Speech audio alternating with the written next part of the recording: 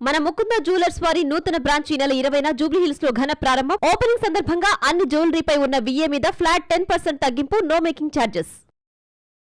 తెలుగు సినీ చరిత్రలో ఇంత సుదీర్ఘంగా ఎదురు చూసిన డెబ్యూ మరొకటి ఉండదేమో.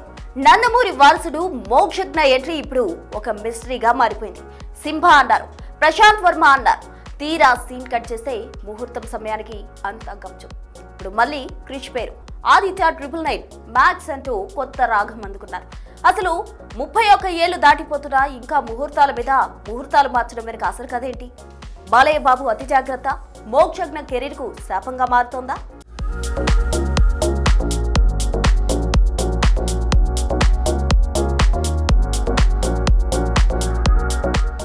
నందమూరి అభిమానులు కళ్ళు కాయలు కాచేలా ఎదురు చూసి అలిసిపోయారు. వారసుడు వస్తున్నాడు, ఇదిగో అదిగో అంటూ ఏళ్లు గడిచిపోతున్నాయి. ఇప్పుడు వినిపిస్తున్న టాక్ ఏంటంటే ఉగాది నాడు అంటే మార్చి 19న సినిమా మొదలవుతుందంట. కానీ ఇక్కడ అసలు పాయింట్ ఏంటంటే మోక్షజ్ఞ వయసు ఇప్పటికే 31 ఏళ్లు దాటిపోయింది. టాలీవుడ్ లో టాప్ హీరోలంతా ఈ వయసుకే డజను సినిమాలు పూర్తి చేసి సెటిల్ అయిపోతే మన వారసుడు మాత్రం ఇంకా కొబ్బరికాయ కొట్టడానికి ముహూర్తం చూసుకుంటున్నాడు. మొదట హనుమాన్ ఫేమ్ ప్రశాంత్ వర్మతో సినిమా అన్నారు. ఫ్యాన్స్ అంతా సింబా వస్తున్నాడని పండగ చేసుకున్నారు. తీరా చూస్తే ఆ ప్రాజెక్ట్ అటకెక్కింది. ఇప్పుడు మళ్ళీ క్రిష్ సీన్ లోకి వచ్చాడు. అసలు డైరెక్టర్లను మార్చడంలో ఉన్న శ్రద్ధ సినిమా పట్టాలెక్కించడంలో ఎందుకు లేదన్నది $1 మిలియన్ ప్రశ్న.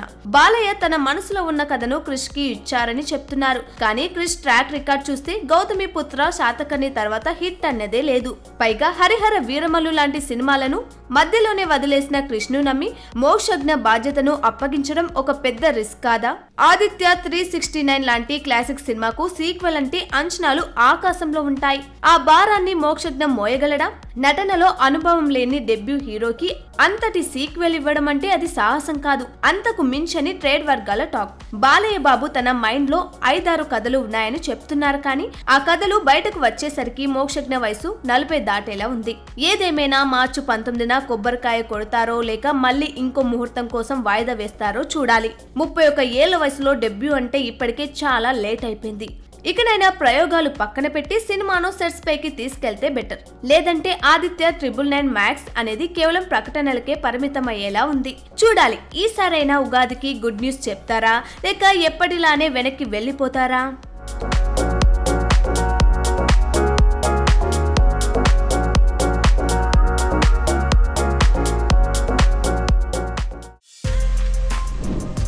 For more videos like this, subscribe Big TV channel.